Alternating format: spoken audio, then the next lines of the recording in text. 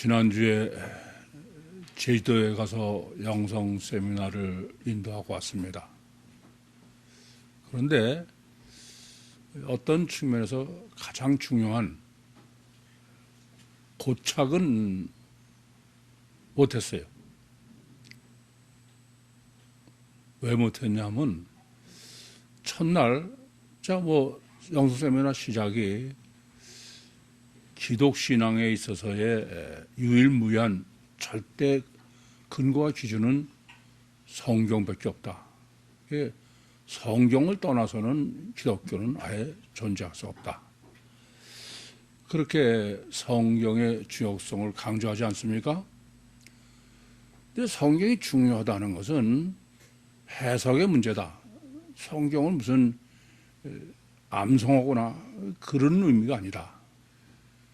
그래서 하나님께서는 우리에게 가장 절대적인 문제가 분별력이 되도록, 그래서 창세기 2장 7절에 여호와 하나님이 진흙으로 사람을 지으시고 생명을 그렇게 불어넣으신 후에 그 다음에 첫 번째 하신 것이 창세기 2장 9절에 생명나무와 선악을 알게 하는 나무를 주셨다. 이것은 인간은 분별력을 상실하면 살았거나 죽은 거나 마찬가지다. 그런데 불행히도 하나님께서 선악과를 먹으면 틀림없이 죽는다고 하셨음에도 불구하고 아담과 하와는 선악과를 먹어서, 그래서 아담 후손인 우리는 다 살았으나 죽어있는 존재다. 왜냐하면 분별력을 다 상실한 사람들이다. 그런데 분별력 중에 가장 문제가 되는 것은 관념과 실제를 분별하는 거다. 까맣고 하얀 걸 분별하는 게 아니라 자기는 실제로 여기고 있는데 실제로는 실제가 아닌 관념을 실제로 여기는 게 가장 무섭다. 여기까지 얘기했어요. 그런데 한 분이 이의를 제기하는 거예요. 성경이 절대라는 건 인정하는 거예요. 그런데 성경은 인간으로서는 다 이해할 수 있는 그런 책이 아니지 않냐. 저는 지금까지 세미나를 인도할 뿐 아니라 보통 때도 이렇게 신앙에 대해서 얘기를 하면서 난 그분만큼 논리적이고 그분처럼 이성적이고 그런 사람 못 봤어요. 아주 완벽에 가까워. 그런데 심각한 문제는 그분이 답이 하나까지를 못하고요. 그러니까 그분은 성경도 많이 봤어요. 성경에 대해 고민도 엄청 하는 분이야. 그런데 성경에는 도저히 인간으로서는 다 이해할 수 없는. 그래서 대표적인 예를 삼위일체를 얘기를 해요. 삼위일체는 신비 아니냐. 삼위일체는 신비고 절대로 중요하기 때문에 믿음의 신앙이지 인간이 알고 이해하는 신앙은 아니지 않냐. 그래서 제가 그렇다. 인류 역사 이래 성경적 삼위일체를 정립해 본 사람 없다. 그런데 성경적 삼위일체를 유일하게 정립한 게 나다. 그러면서 그분과 논쟁을 하게 됐는데 들어보면 다 아주 타당하고 논리가 너무 정연해. 그런데 그분은 결과적으로는 어떤 결론에 도달했냐? 사랑이다. 얼마나 사랑하느냐. 그래서 더 설명을 해도 전혀 받아들이지 않아요. 자, 그분은 그 두 가지를 논래. 하나는, 야, 이렇게 이성적이요, 논리적이요, 합리적인데, 거기까지구나. 그 사람이 가지고 있는 문제는 성경의 어떤 점을 가장 모르고 있느냐. 예수님이 이 땅에 오신 목적의 중요한 것 중에 하나는 성경을 완전케 하라고 오셨다 그랬어요. 성경은 영적 책이지 육적 책이 아니에요. 그런데 영으로 기록해봐야 인간은 그것은 받아들일 수가 없어요. 그래서 하나님께서는 인간이 실제로 여기고 받아들일 수 있게 영을 육으로 계시하신 것이 성경이다. 따라서 영을 육으로 계시한 것이 성경이기 때문에 성경을 육으로 계시한 것으로 이해하고서 해석하면 그건 전혀 불가능한 거예요. 그건 신비일 수밖에 없습니다. 그렇지 않습니까? 그래서 예수님이 이 땅에 오신 것은 이렇게 영을 육으로 주님 자신이 계시를 하셨기 때문에 주님만이 완전히 육으로 기록된 것을 영으로 되돌릴 수 있는, 그게 마태복음 5장 17절에 주님 자신이 말씀하시는 주님의 사명이에요. 그래서 마태복음 11장 2절부터 5절에도 침례 요한은 주님이 메시아인 것을 최초에 증거한 사람이에요. 그런데 자기가 헤롯에 의해서 투옥되고 나니까 제자들을 주님께 보내서 오실 그이가 당신이 오니까. 침례 요한은 영을 육으로 계시한 성경을 육으로 계시한 거로 믿기 때문에 이 땅에 지상 천국을 이루겠다는 것을 육으로 해석한, 그래서 이 세상은 그야말로 지상 천국인 공의가 하수같이 흐르는, 그렇게 기대하고 믿고 있는데 자기가 투옥되니까 당신이 메시아가 맞냐? 그래서 예수님의 답은 마태복음 11장 5절에 그래 내가 메시아가 맞다 그렇게 답하신 게 아니야. 앉은 배가 걸으며 소경이 눈을 뜨며 이렇게 줄줄이 병 고치신 말씀을 하신 거예요.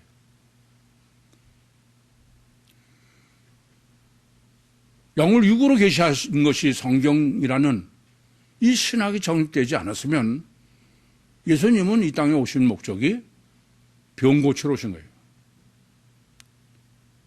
그러나 이 신학을 정립한 사람은 주님은 보이지 않는 우리 심령의 구원,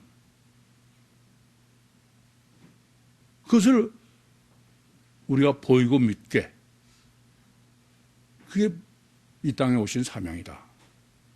우리는 충분히 그렇게 해석하고 그럴 수 있는 사람들입니다. 참 그분을 보고 안타까운 거는 저렇게까지 고민하고 저렇게까지 생각하고 뭐 많은 그랬어요. 근데 자기 나름대로는 다 합리화해서, 그래서 자기 나름대로 확신을 가진 거야. 제가 표현하는 가치관입니다. 이것은 그 다음에는 아무리 얘기해도 안 통해. 결국 첫날은 더 이상 진행을 못하고 끝을 냈습니다. 여러분, 기독신앙은 오직 성경만이 유일무이한 근거의 기준이에요. 성경 해석을 바로 할 수 없으면 그것은 차라리 신앙이 없는 게 나아. 저는 첫날 그분하고 계속 논쟁을 하면서 속으로 주님이 왜 저 같은 놈을 날탱이로 보존하셨느냐. 왜냐하면 그분은 모태신앙자예요. 거기에 또 한 번 깊이 감사했습니다. 따라서 성경은 우선 여러분이 항상 잊지 마세요. 성은 영을 육으로 계시한 거지 육을 육으로 계신 게 아니라. 영을 육으로 계시한 것을 올바로 정립하고 그 신학이 아니면 사람은 절대로 이중체일 수 없어요. 하나님은 인간을 육체 우선 이중체요. 주체는 속에 영이 되게 그렇게 창조하셨어요. 그런데 인간은 어떠냐? 인간은 육체 우선의 가시적결과가 잘 되기 때문에 단일체로 확신을 하고 있는 거예요. 만약에 인간이 단일체면 인간은 이중 본능이 있을 수가 없어요. 선악과 먹으면 하나님같이 된다는 그 선악과를 먹을 수가 없습니다. 그래서 저는 간단하게 세미나를 인도하면서 바둑이한테 얘기해봐 이건 관심이 없다. 그래서 주님은 우리를 구원하기 위해서는 먼저 우리가 육체 우선 이중체의 존재임을 증거해 주셔야 돼. 그래서 처녀잉태를 하신 거야.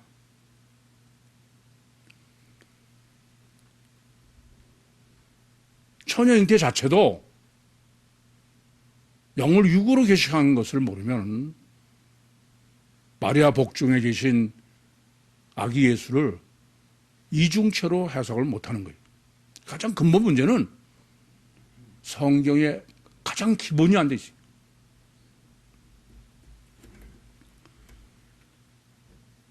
그래서 성경은 구약 성경 전체, 성경 전체가 하나님이 우리를 구원하는 약속은 어떤 약속이냐면은 지상 천국의 약속이에요.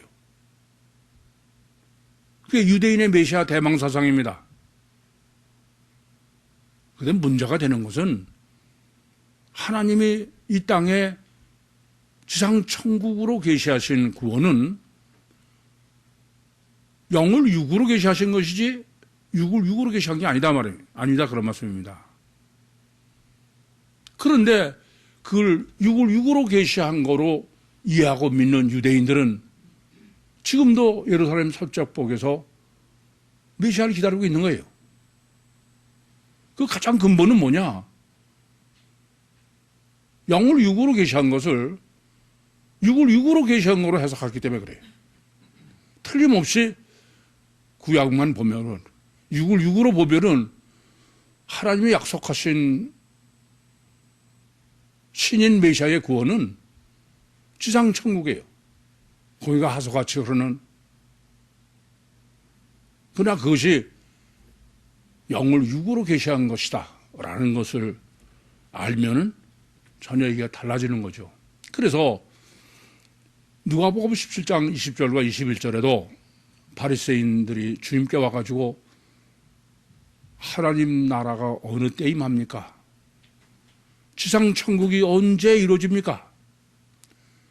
사도행전 1장 7절에도 예수님이 십자가 죽으시고 부활한 다음에도 예수님께서 아버지에게 약속한 것을 기다리라 그렇게 말씀하시니까 언제 이스라엘 나라 회복함이 언제냐 이게. 이 근본은 뭐냐 하면 성경은 육을 영으로 계시한 것인데 영을 육으로 계시한 건데 그걸 육을 육으로 해석하니까 그런 거예요. 지난주까지 정립한 주님이 가르쳐준 기도의 절대로 중요한 거는 주님의 가르쳐준 기도는 하나님의 나라는 육을 육으로 계시한 게 아니다. 영을 육으로 계시한 것이다. 그것을 하늘에 계신 우리 아버지시여 이름이 거룩히 여김을 받으셨사오며 과거예요. 그 영에만 기도가 가능한 거예요. 나라에 임하셨나이다. 과거예요.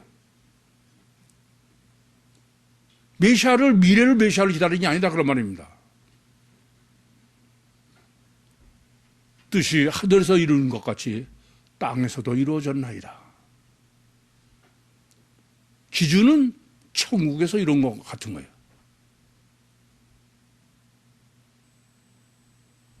그것은 우리 심령 속에 하나님 나라가 이루어지는 거예요.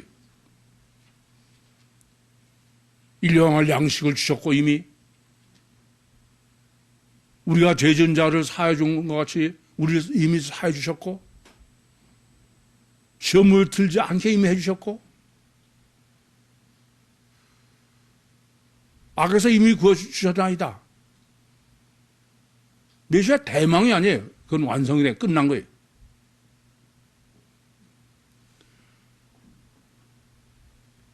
그게 주님의 기도로 메시아 대망 신학이 어떤 건가를 가장 명확하게 주는 거예요.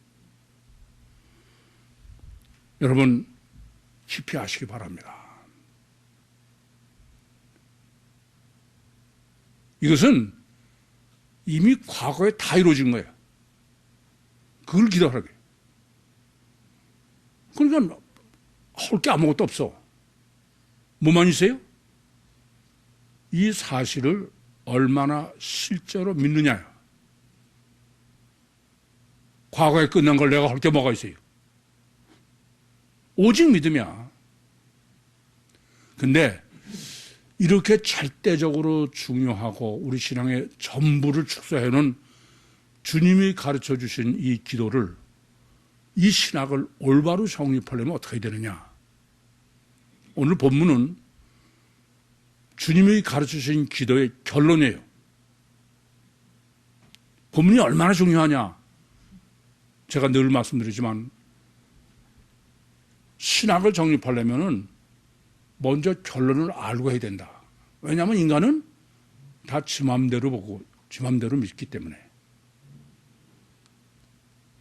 그래서 일부러 지금 하나님은 본문을 단 2절로 설정해 놓으신 거예요. 본문과 일치하지 않게 주기도문을 신학을 정립해서 그건 틀린 거다 이겁니다. 그래서 본문은 정말 해석이 어려워, 난해하고 또 2절밖에 안 되니까 신학을 정립할 뿐 아니라 한자도 소홀하면 안 돼요. 그런데 뭐 본문을 여러분들이 뭐 제주도에 가서도 얘기하는 걸 들어보면 여전히 성경을 하나님 말씀으로는 전혀 보질 않아. 아예 안 봐. 제가 볼 때는. 이게 제일 첫 번째가 뭐냐면은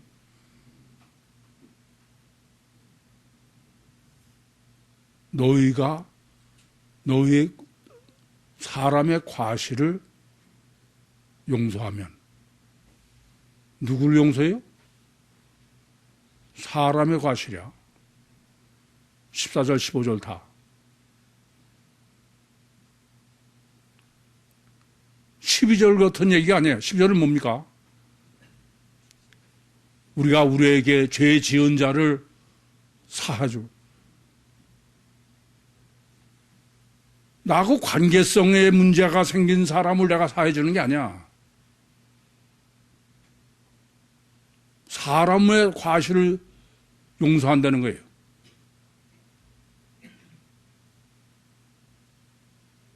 좀 본문대로 얘기하면 모든 인류가 범한 과실을 내가 용서해 주지 않으면 이런 얘기예요. 나의 관계성 때문에 생긴 문제의 과실이 아니다는 말입니다. 근데 하나같이 12절을 같이 해석하는 거야.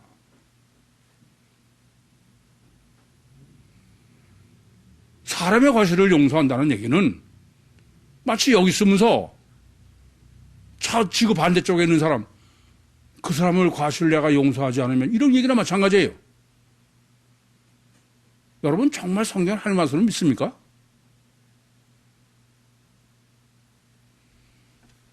참 한심하기도 하고 우라침이기도 하고. 이건 적용이 아니에요. 일반론입니다. 이거부터 바로 아셔야 돼. 그러니까 이게 주님이 가르치신 기도의 결론으로 보지 못하는 거예요. 두 번째는 이렇게 사람의 과실을 용서한다. 용서한다는 얘기가 아피엠이에요. 이건 과실이나 용서라고 번역한 거지만 이거는 다른 데는 다 죄를 사해 주는 겁니다. 아니 죄를 사한다고 그럴 때 다 아피엠이었어. 그런데 이게 문제가 되는 거는 지금 과거형이야. 현재 내가 다른 사람의 죄를 사해 주면은 사람의 죄를 사해 주면 내 죄를 사해 주십시오. 미래. 그게 아니야. 과거예요. 이것을 과거를 강조법을 놓치지 않게 하시기 위해서 하나님은 이미 앞에 주님이 가르쳐 주신 기도를 철저하게 과거로 설정하신 거예요. 그러면 본문은 어떻게 봐야 돼요? 이건 부동불변의 진리다. 과거에 이미 끝났기 때문에 그건 내가 뭐 어떻게 할 수 있는 게 아니야. 그러니까 지금 사람의 과실을 용서하느냐 안 하느냐 사해주느냐 안 하느냐 문제는 부동불변의 진리다. 다르게 말하면 이건 신학을 정평해. 신학. 지금 개인 간의 문제가 생긴 적용이 아니다 그런 말이에요.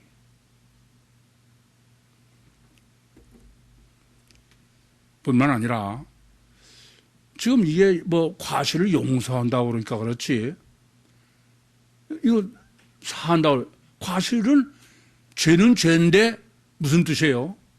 이건 그냥 뭐 일부러 맘먹고선 지은 죄가 아니고 실수다 그런 얘기 뜻입니다. 그게 그 얘기예요 사실은. 그런데 그것을 사주지 않으면 용서하지 않으면 이건 절대로 있을 수 없는 일이에요. 왜냐하면은 4명이 중풍병자 하나를 들것에 들고 예수님 앞에 왔을 때 예수님께서 그 중풍병자인데 내 죄 사함을 받았느니라 그랬어요. 죄를 사신 것도 아니에요. 근데 본문은 사실은 죄를 사하는 거예요. 아니 예수님이 내 죄 사함을 받았는데 참남하다. 하나님 한 분에 누가 죄를 사하느냐게. 그러면 본문은 말이 안 되는 거예요. 뭐 나한테 이건 얘기가 됩니다. 혹시 나한테 다른 사람이 죄를 졌다. 나한테 과실을 했다. 그러면 내가 용서할게. 그건 되죠. 예수님도 그 사람이 들것에 실려온 사람이 예수님에게 죄를 진 거를 내가 사했다 그러면 문제가 안 되는 거예요. 용서할 수 있지 않습니까? 근데 예수님은 그냥 내 죄 사함을 받았느니라야. 이건 절대로 있을 수 없는 일이야. 그러니까 이건 무슨 얘기냐? 이거는 10계명 중에 사람 계명이야. 5계명부터 10계명이다 그런 말씀입니다. 부동불변의 하나님의 계시요 명령이야. 그러니까 이것은 사람 계명의 신학을 정립하는 거지. 네가 무슨 뭐 아니 네가 사람의 죄를 과실을 용서한다. 그건 아예 안 되는 말 아니에요? 이 본문은 가장 평범한 것 같은데 가장 어려운다는 거야 이게 본문이. 얼마나 여러분이 정말 성경의 하나님의 말씀으로 믿고 고민했냐. 이 뭐 대강 보고서 그런 사람하고는 정말 얘기가 너무 힘들어. 두 번째로는 그러면 이런 사람의 행위, 지금 본문은 사람의 행위의 문제예요. 과실이라는 게 행위의 평가의 문제입니다. 이 평가는 본문은 사람의 행위는 절대로 사람은 평가하면 안 된다고 해요. 왜냐하면은 지금 내가 다른 사람의 과실을 내가 용서하면 그 평가는 누가 한 거예요? 하나님이 하신 거예요. 그러니까 본문이 지금 평가의 신학으로 강조하는 것은 사람의 행위는 사람이 평가하면 안 된다. 아시겠어요? 이 점을 명확하게 아셔야 돼. 당연해요. 왜 그러냐면은 인간은 육체 우선 이중체고 주체는 안에 영이에요. 그 사람의 행위는 겉으로 보면은 육이 행한 거지만 그 행위의 주체는 속의 영입니다. 그러면 사람은 안에 영을 봐야 평가하는 거지. 영을 못 보고서 평가한다. 그건 전혀 해서는 안 되는 얘기다. 그런 말이 안 되고 돼서는 안 된다는 얘기입니다. 우리는 단지 겉에 보이는 것만 가지고 하는 거야. 현재로. 더군다나 지금 본문은 현재가 아니에요. 과거 거야. 아니 어떤 사람이 과거에 나한테 무슨 과실도 아니고 무슨 과실을 저질렀는지도 몰랐는데 근데 현재 내가 그 사람을 평가할 수 있어요? 이건 굉장히 중요한 문제입니다. 여러분들은 지금 현재 사람을 보고선 뭐 네가 이렇고 저렇고 평가를 해. 그건 절대 안 되는 거야. 제가 놀이학교 엄마들하고 상담하면서는 저는 지금 당신 지금 내 이해해. 근데 그걸 지금 것으로 애들도 다 마찬가지입니다. 과거를 해서 기준으로 평가를 해야 돼.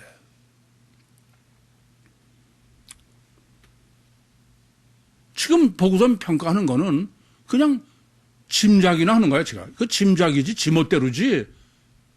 그건 절대 아니에요. 그래서 그런 말 있잖아요.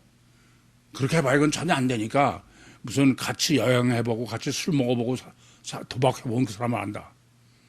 저 정말 여기까지 살면서 이런 세 가지를 많이 해봤어. 술도 같이 많이 먹어보고 도박도 많이 해보고 여행도 많이 해봤는데 정말 멀리서 보던 사람하고는 전혀 딴 사람이야. 근데 그것도 다 짐작인데 뭘로 평가하겠어요? 오죽하면 예수님께서도 요한복음 8장 1절부터 11절에 가늠하다 현장에서 잡힌 여인한테 나도 너를 정죄하지 않는다. 어떤 경우에서 그 전혀 모르면서 지금 겉으로 현재 나타난 거 가지고선 그건 절대 하면 안 되는 거야. 따라서 사람의 행위의 평가는 오직 하나님만 할 수 있어요. 신만. 뭐 네가 잘하니 못하니 옳으네 그러냐 그거 안 되는 얘기예요. 제가 오죽하면 제발 산불. 예수님은 뭐라고 그러세요? 야, 네 눈에는 들보가 있는데 네 눈에 들보는 보지 못하고 남의 눈에 있는 티끌 가지고 해. 맞아요. 인간은 자기 단점에만 가장 관심이 많아. 지 단점은 들보인데 다른 사람 티끌 같은 거 보고선 그거 가지고 뭐 비판하고 옳으니 그러니 오직 사람의 행위 아무리 나타난 게 거로 보여도 지금 본문은 사람의 행위를 평가할 수 있는 것은 하나님밖에 신밖에 못한다 이게요. 왜요? 그건 하나님이나 뭐 신으로는 마귀나 영적 존재래야 돼. 시공을 초월하고 초적 능력을 가지고 있고 그래서 사무엘상 16장 7절도 사람은 외모를 보거니와 나 여호와는 사람을 외모로 보지 아니하고 중심을 본다. 제발 입 좀 다무세요. 네? 제가 상담할 때 보면 어떤 때는 어처구니가 없어. 뭐 문제에서 상담하는 것도 한참 듣고 보면 그건 상담하는 게 아니야. 자기 자랑해. 자기 변명이야. 부끄러운지도 모르더라고요. 그래서 제가 요한복음 7장 38절 39절을 생생하게 배에서 넘친다. 그것도 그건 하나님, 예수님이 하나님입니다. 그렇지 않은 건 절대 볼 수가 없다. 오직 마귀만 알 수 있는 거예요. 주님을 보고도 초월적 존재 아니면 그건 안 돼. 현재 나타난 것이 현재가 아니고 과거에 쌓인 것의 열매인데 과거는 하나도 모르고 제가 보면 조금 전에도 몰라. 그러고서는 지금 놓고만 보고선 뭐 옳으니 그러니 그래. 그걸 고민도 안 해. 정말 한심한 얘기죠. 뿐만 아니라 이렇게 사람의 행위의 평가는 지금 과거에 지금 사람의 사회 준 거를 미래에 평가하겠다는 거예요. 현재가 아니고. 언제요? 천국과 지옥에서 평가. 육체의 삶을 다 끝내고 완결하고 그 후에 그 행위를 평가하시겠다는 거예요. 그럼 생각해 보세요. 사람이 죽구나. 그러면 이미 과거에 내가 행한 것은 변할 수가 없어요. 근데 시공을 초월하고 초월적인 그런 하나님도 다 끝난 년에 평가를 하시겠다는 거야.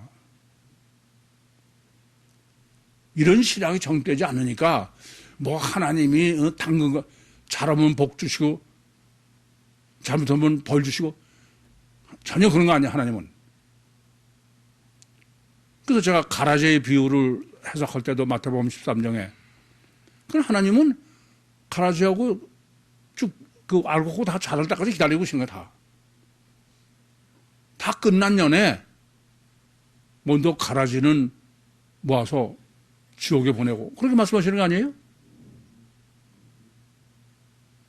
이제 전지전능하신 하나님, 절대선 절대고 또 시공을 초월하고 그런 하나님도 다 끝난 년에 사람의 행위를 평가하시겠다는 거예요.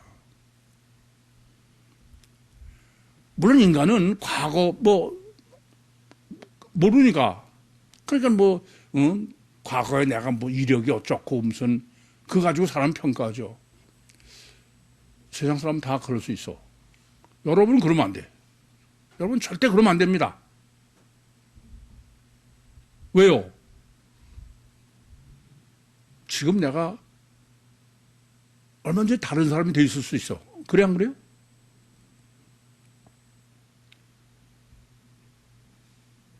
과거에 제가 전과자예요. 설교 듣고 있으면 안 되죠. 왜 그러면서 다른 사람은 현재로 평가를 하고 있냐고요. 하나님도 사후에 평가하신다는데. 그래서 우리 생각에는 하나님이 잘하면 복 주고 잘못하면 벌 주고 그거는 양심도 없는 사람이야. 그건. 하나님이 그런 사람 아니야. 성경 전혀 모르는 사람이야. 그래서 하나님은 어떠냐? 행위 심판은 죽고 난 다음에 계시록 20장 15절에 12절부터 15절에 생명책에 기록된 사람은 행위는 전혀 심판을 받지 않아. 그건 아예 하나님은 그건 관심도 없어. 근데 생명책에 기록되지 않은 사람, 그 사람은 행위 심판을 하신다. 그러니까 여러분 지옥 가기로 딱 결심하고 계시면은 그러면 행위를 선하게 사세요. 왜냐? 지옥 갈 사람은 행위 심판을 해서 거기도 소돔과 고라신과 벳사다가 소돔과 고모라보다 더 지옥에서 힘든다고 그러시니까 지옥도 아마 덜 힘든 데가 있나 봐. 그러니까 지옥에 가실 확신을 가지고 있는 분들은 열심히 선하게 사세요. 덜 고통스러우니까. 이해돼요? 무슨 말인지? 한심해. 더군다나 지금 하나님이 평가하는 기준이 뭔지 아시죠? 기준이. 이게 뭐냐면요. 본문에 과실이야, 과실. 파라픽토입니다. 실수야.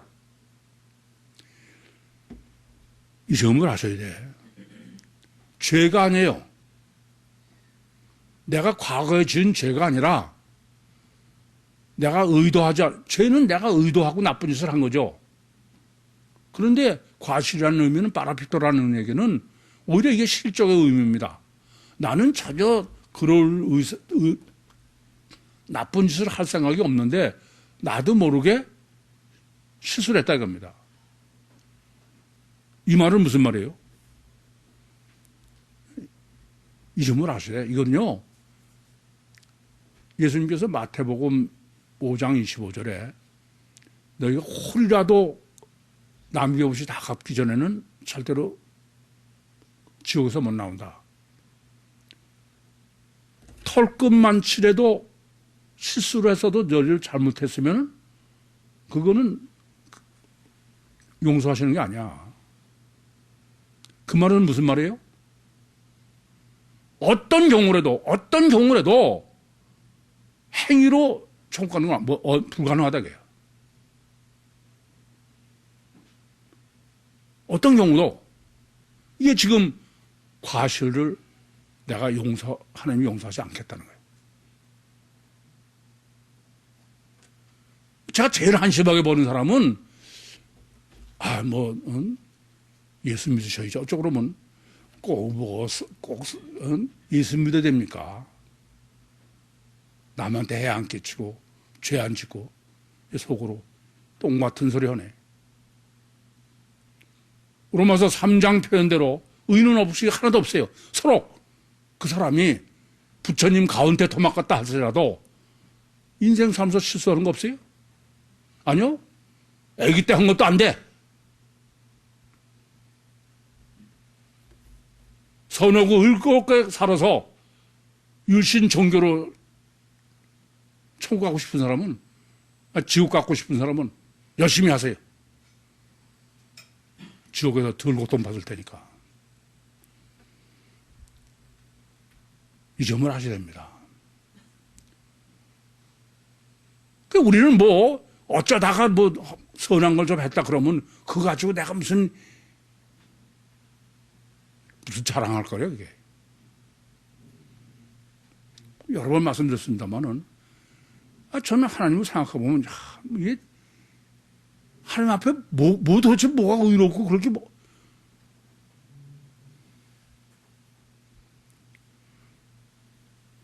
그래서, 지금 어떤 것이냐, 이런 과실까지도 그건 용서가 안 된다, 그래요. 그 말은 아예 일상생활이야. 모든 삶. 그런 거지. 무슨 제가 정말 한심하죠. 주일 성소문, 그렇다고 총가? 썬데이 크리스천?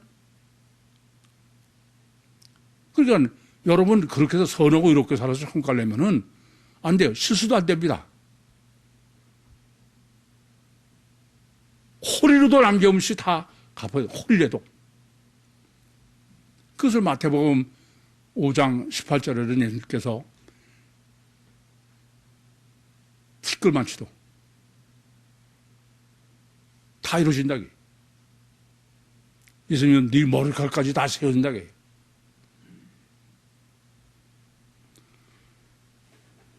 따라서 일상생활이 천국에 갈 생활을 천국에 갈 삶으로 살라게. 어떻게 하면 천국에 살 삶을 살아요? 아니 내가 뭐 행위로 선하고 이렇거든 그건 뭐 아무리 해봐도 그건 불가능하고 뭐 누구한테 짜증을 한번 냈어요? 안 돼 그것도. 그건 에녹같이 살라 이거예요. 에녹은 아니 창세기 5장에 에녹이 휴거했어요. 조건이 뭐예요? 아무것도 없어. 하나님과 동행하더니 오직 그것뿐이야.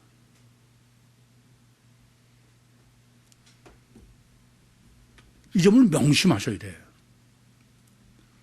그러면서 지금 본문은 하나님의 동행하는 것을 강조하시지 않고 지금 행위로 하는 거예요. 왜 그러실까? 이 행위의 문제는 하는 거는 지금 티끌이라도 범하면 안 돼. 실수하면 안 돼. 그거 기준이면 안 된다고요. 하나님하고 동행했느냐 아니냐만이야. 그래서 하나님 안에서 하면은 다 선과 의고 하나님 없이 하면은 다 악과 죄예요. 이게 뭐냐? 이게 십계명입니다. 본문은 지금 사람 계명을 사람의 행위 심판으로 정립하는 거는 십계명을 정립해요. 십계명을. 왜 그러냐?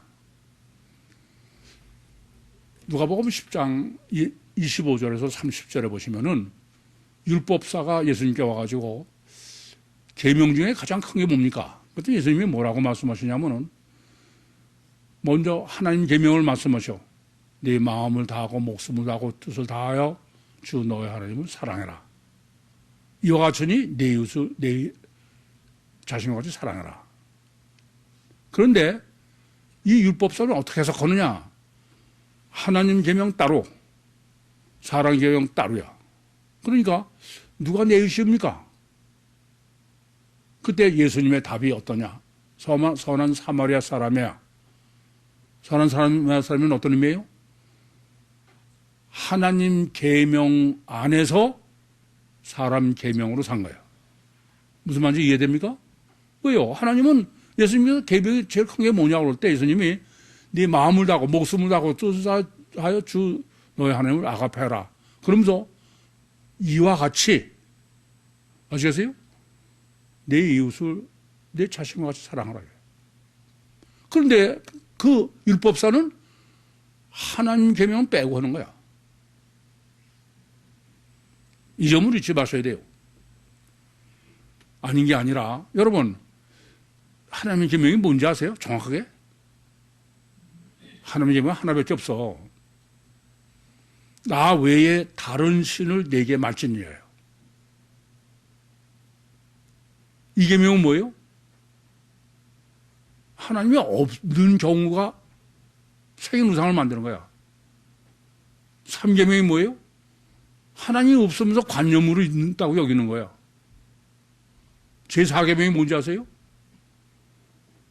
하나님 안에서 사는 게 안식이랴. 이해됩니까? 따라서 오늘 본문은 십계명 신학이에요. 이 점을 아셔야 돼. 그래서 너희가 사람의 과실이야. 너한테 죄를 지은 사람이 아니고 딱 하나밖에 없어요.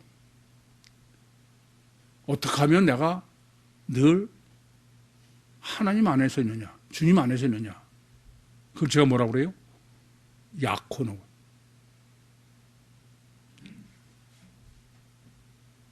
그것만이 절대야. 그게 주기도문이에요. 왜요? 주기도문 뭐예요? 아니, 하늘에 계신 우리 아버지시여, 이름이 거룩히 여김을 받으셔서, 이미 과거야. 뜻이 하늘에서 이룬 것 같이 나라에 임하셨어, 이미.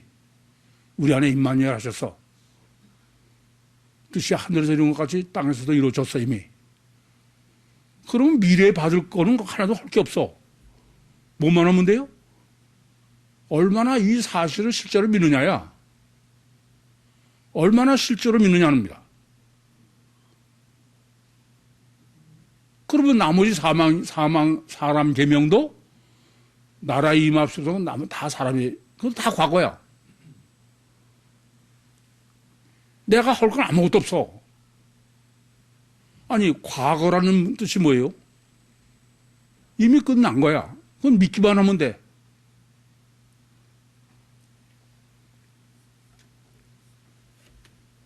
그래서 본문은 주기도문의 결론이다.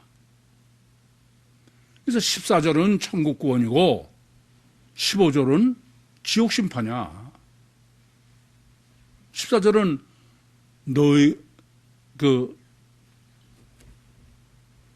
너희가 사람의 죄를 사하면, 이건 어떤 것이에요? 십계명에서야, 하나님 주님이 내 안에 계셔서 그분에 의해서 사하면, 그건 다 과거야. 근데 주기도문이. 그러면 육신 사후에 지금 아버지께서 하늘에 계신 육신 사후에 천국 구원을 받는 거예요. 딱 하나야. 그런가 하면은 15절은 너희가 사람의 과실을 용서하지 않으면, 과거입니다. 너희 아버지께서도 너희 과실을 용서하지 않는다. 여기는 하늘에 계신 천부가 없어. 14절은 하늘에 계신 하나님 보통 강조한 게 아니에요. 근데 왜 하나님을 엘로힘으로 안 하고 하나님을 아버지라고 하느냐? 엘로힘으로 하면 마귀도 엘로힘이야. 그럼 당근과 채찍으로 해석할 수 있어요. 육신 사후에 하나님이 심판하신다. 아시겠습니까?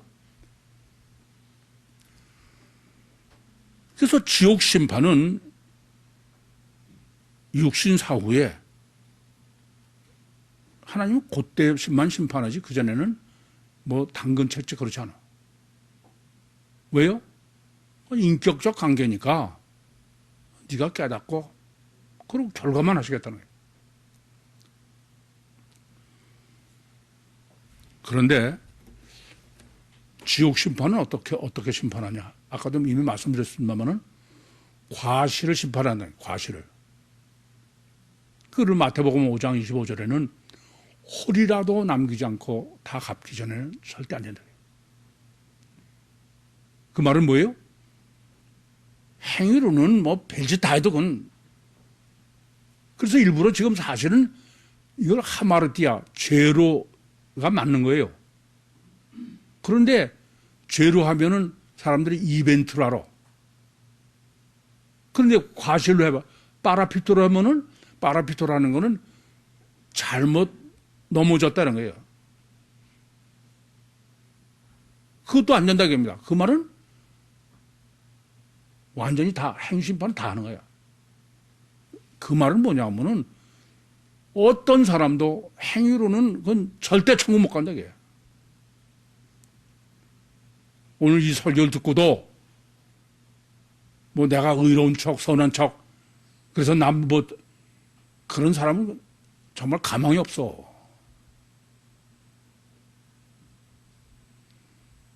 안 그래요? 그래서 생명책에 기록되지 않은 사람. 조건은 그거예요. 생명책이 뭐예요? 주기도문으로 이미 과거에 이루어진 사람이야. 저는 믿음을 이 주기도문처럼 완벽하게 계시한 데가 없어요. 생각해 보세요. 전부 과거 거야. 그건 오직 기도는 믿음밖에 없어. 아니 과거 거라는 건 내가 어떻게 바꿀 수가 있는 게 아니잖아요.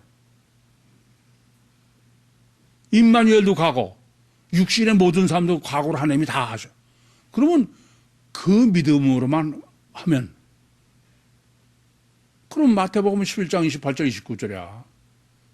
행위는 수고하고 무지고 온 짐진 자들아 다 내게로 오라. 내가 너희를 쉬게 하리니 나는 마음이 온유하고 겸손하니 내 멍에를 메고 내게 배우라. 그 그리하면 너희 마음의 쉼을 얻으리니. 다 마음의 주체, 고만 되면 돼. 이는 내 짐은 가볍고 내 멍에는 쉽고 내 집은 가벼우니라. 부자 청년처럼 살다가 지옥 가면 안 됩니다. 아시겠습니까? 그래서 이 주기도문은 지금 주기도문의 결론을 본문에서 정립해 주신 건데, 이건 10계명 전체요. 그 말은 신구약성 전체야. 그래서 주님은 지금 본문을 하신 거는 아까도 말씀드렸지만 구약의 계명은 하나님 계명 안에서 사람 계명이 지켜지는 거예요. 그래서 과거형으로 하신 거예요. 선한 사마리아 사람 같은 경우 다 그런 말씀입니다. 그러면서 지금 천국 구원의 14절을 하늘의 천부라고 우리나라 말은 간단하게 되어 있지만 헬라어 원본은 하늘의 천상에 계신 천부. 그러니까 아버지도 엄청 강조를 했고 원문으로 보면 하늘도 엄청 강조했어요.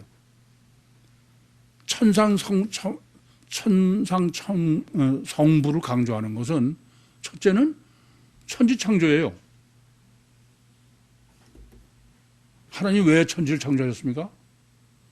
그부터 신학을 정립해야 돼요. 그래야 지금 지상천국과 천국천국의 신학이 올바로 정립됩니다. 오늘 제목대로 천국 열쇠를 주신 교회 신학이 바로 정립된다 그런 말씀이에요. 하나님께서는 왜 천국을 창조하시냐? 창조하신 이유가 목적이 뭐냐? 그걸 제가 7일 창조의 설계도로 정립해 드렸어요.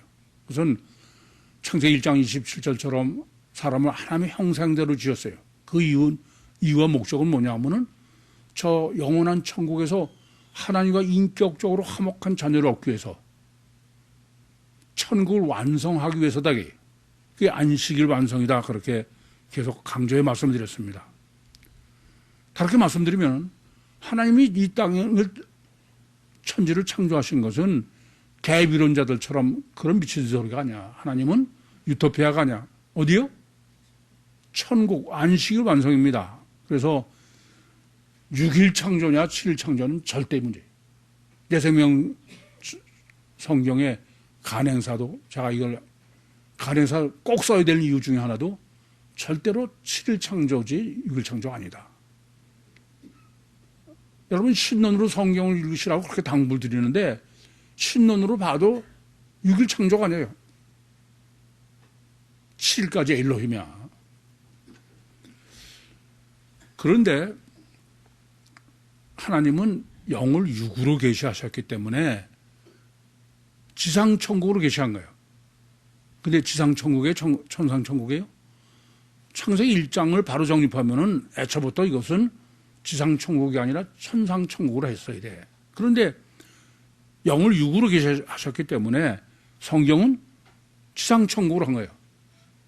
그래서 메시아가 와서 구원하는 것도 메시아도 지상천국으로 다 유대인의 메시아 대망처럼 그래서 지상천국을 기다리고 있는 거죠. 그래서 뭐 또 말씀드리지만 누가복음 17장 20절과 21절에도 하나님 나라가 어느 때 임함나이까? 그것은 지상천국이다.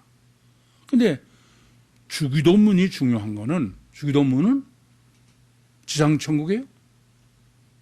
우리 심령 지상천국은 지상천국인데 그래서 지상천국이 어디의 지상천국이야? 우리 심령의 지상천국이야. 그래서 우리 심령의 지상천국이라는 걸 명확하게 성경적으로 뭐 확실하게 하면은 7일 창조의 설계도를 신학으로 정립하시면은 하나님은 천국의 안식일 완성인데 그러기 위해서 이 땅에 육체 우선 이중체다로 그러고선 애초에 창세기 2장 7절의 사람은 지상천국이었죠. 원죄로 지상지옥이 됐는데 그 지상지옥을 지상천국으로 하는 거는 우리 안에 다시 하나님이 임마누엘 하신, 그게 실제 영을 유구한 거다. 그래서 주기도문에 중요한 것은 이 땅의 지상천국은 임마누엘 지상천국이지, 아니 진짜 지상천국이야. 왜요? 생각해 보셔. 임마누엘도 과거, 육신으로 할 모든 것도 다 과거야. 아니 천국은 아무것도 할 거 없잖아요. 믿음만 있으면 되지. 얼마나 실제로 믿느냐 마냐. 그런데 주님이 지상천국으로 우리를 구원하시는 것은 목적이 지상천국이 아니야. 천상천국이지. 이해됩니까? 주님은 천국에 계시다가 있다가 내려오신 분이야. 그래서 천국에서 온 자 외에는 올라와 온 자가 없다 그래요. 주님은 내가 달린 후에 내가 메시아인 줄 알 거라. 그 말은 다시 주님은 필연적으로 천국을 가셔야 돼. 그죠? 도로? 이해되십니까? 이게 굉장히 중요한 논리가 있어. 어떤 논리냐? 이따 강의 시간에 정립할 문제입니다만은 요한복음 14장 1절부터 3절에 보시면은 내가 처소를 예비하러 가노니 가서 처소를 예비하면 다시 와서 너희가 나와 함께 천국 간다 그래요. 굉장히 중요한 거는 주님만 갈 수 있어. 주님만. 천국 가려면 주님하고 붙어 있어야 돼. 그래서 요한복음 14장 1절과 3절의 서론으로 내가 와서 처소를 예배하고 와서 너를 데리고 가서 내가 그래서 네가 천국 간다는 거야. 그러시고선 요한복음 14장 16절 17절에 내가 아버지께 구하겠으니 그가 또 다른 보혜사를 너에게 주사 영원히 너희와 함께 계시고 너희 속에 계시겠다. 우리 안에 임마누엘 하셔서 나하고 결혼하셔서 그래서 주님이 가시니까 그렇게밖에 갈 수 없는 거야. 내가 이 땅에서 아무리 의롭고 선하게 살아도 천국은 못 가. 제가 보면요 논리도 이렇게 완전할 수가 없어. 그래서 세족식 때도 내가 네 발을 씻기지 않으면 너와 나하고 상관이 없다니까 베드로가 그래요? 그럼 머리도 감겨주고 손 씻어줘. 그랬더니 예수님께서 뭐라고 하셔? 네가 나와 상관이 없다. 관계성. 그건 번역은 의미가 맞지만 원래 뜻은 뭐라고요? 내가 아버지께로부터 유업을 받을 때, 천국에서 유업을 받을 때 너는 그때 내 옆에 없다. 그러니까 주님하고 붙어 있는 거 외에는 아무 방법이 없어.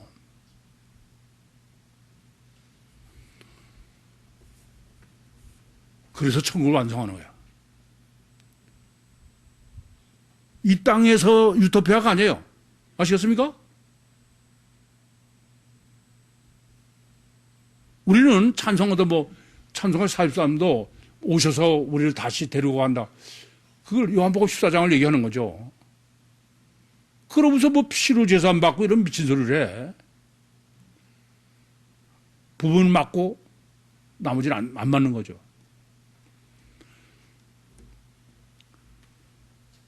잊지 마세요. 성경적 구원은 천국 구원이지 절대 세상 구원이 아니야.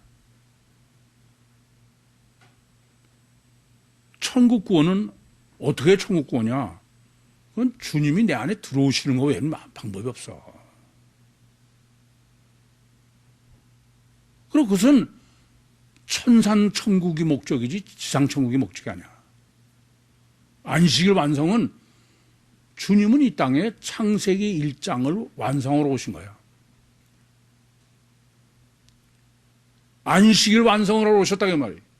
결국 우리를 주님의 교회를 휴거해서 천국 완성하시는 거예요.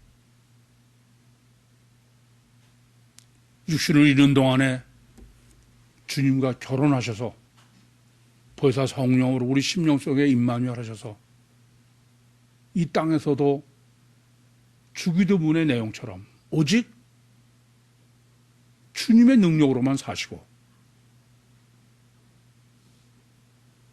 주님이 종말 때 우리를 천국 완성으로 위해서 주님과 함께 수고하셔서 영원한 천국의 영원한 주관자로 주님과 함께 다 영원한 영광을 누리시는 종말 때 특별히 선택함을 받으신 구유 모든 식구들이 되시기를 간절히 소원합니다. 기도하시겠습니다. 살아계신 아버지 하나님, 은혜와 사랑을 감사합니다. 여기까지 인도하시고 말씀하시고 역사하신 주님, 은혜를 더해 주셔서 실제적 믿음으로 주님과 동행하고 주님을 소유하고 주님과 하나가 돼서 이 땅에서도 예수로만 살고 천국도 예수로만 가게 해 주시옵소서. 예수님의 이름으로 기도하옵나이다. 아멘.